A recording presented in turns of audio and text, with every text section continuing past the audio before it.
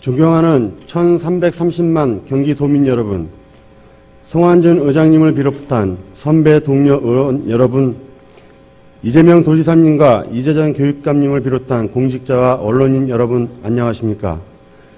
생명도시 시흥 출신 문화체육관광위원회 소속 더불어민주당 안광일 의원입니다.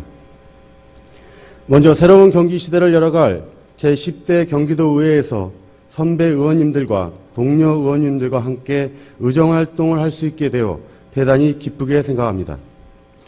초선으로서 많은 것을 배워가며 늘 도민의 입장에서 생각하고 행동하며 도민의 행복을 위해 의정활동할 수 있도록 노력해 나가겠습니다. 오늘 본 의원은 신축 아파트 건설로 배정된 시흥시 대하초등학교에 통학로 확보가 안 되어 앞으로 입주할 어린 학생들이 사고 위험에 노출된 채 불안한 통학로를 이용할 수밖에 없는 문제를 알리고 해결 방안을 요청하기 위하여 이 자리에 섰습니다. 지금 경기도의 많은 지자체에서 신축 아파트 건설이 한창 진행되고 있고 신축 아파트 인허가시 학교 배정은 교육청에서 담당하고 있습니다.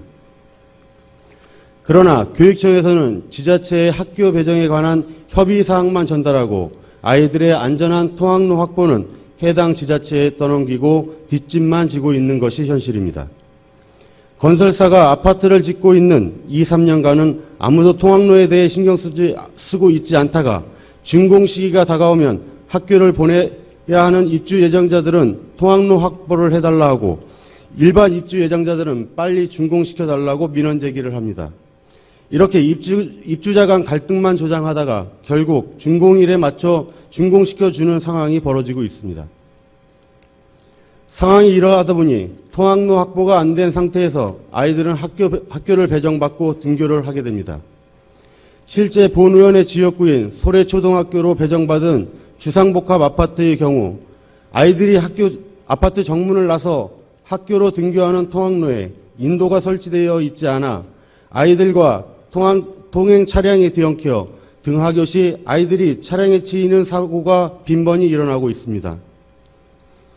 인허가 시 건설사로부터 통학로 공사를 이행하게 하였다면 이 같은 일은 일어나지 않았을 것입니다. 팍팍한 살림 탓에 맞벌이를 해야 하는 학부모님들은 무법천지의 등굣길로 아이들을 무방비 상태로 학교로 보내면서 오늘도 무사히 학교 다녀오기만을 기도하고 있습니다. 이런 상황이다 보니 학부모들은 지자체에 강력하게 민원 제기를 하게 되고 지자체에서는 뒤늦게 예산을 투입해서 통학로를 확보하는 비효율적인 상황이 반복되고 있습니다. 그러나 예산이 확보되더라도 기존 상가들의 반발로 인해 통학로 설치가 쉽지 않은 상황입니다. 이는 본 의원의 지역구만의 이야기가 아닐 것이라고 생각됩니다. 그나마 통학로를 만들어줄 수 있는 예산이라도 있으면 다행이지만 도내 시군에는 그렇지 못한 곳도 있습니다. 건설사는 아파트 분양으로 막대한 이익을 남기고 빠져나가면 그만이고 아이들의 통학로는 뒤늦게 시민들의 혈세로 만들어지는 어처구니 없는 행정이 이루어지고 있는 상황입니다. 만약 교육청과 해당 지자체가 학생들의 안전을 위하여 조금만 더 협력하여 인허가 시 건설사의 통학로 확보에 대한 이행사항 명시와 실행 계획을 제출받고 이를 이행하지 않으면 준공 허가를 내주지 않았다면 상황은 달라졌을 것이라고 본 의원은 판단하고 있습니다. 존경하는 선배 동료 의원 여러분, 우리 경기도는 어른들의 안전 불감증으로 인해 많은 아이들을 떠나보낸 아픔을 가지고 있습니다. 소 잃고 외양간 고치는 식의 행정은 더 이상 안 됩니다.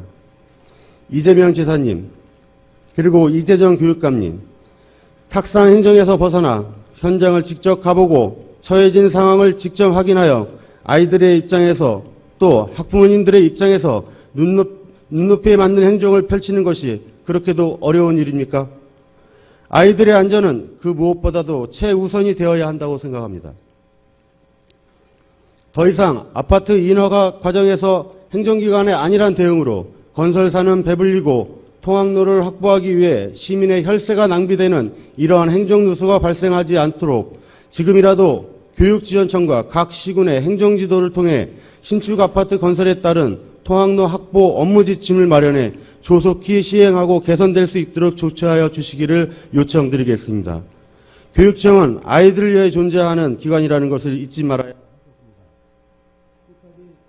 주셔서 감사합니다.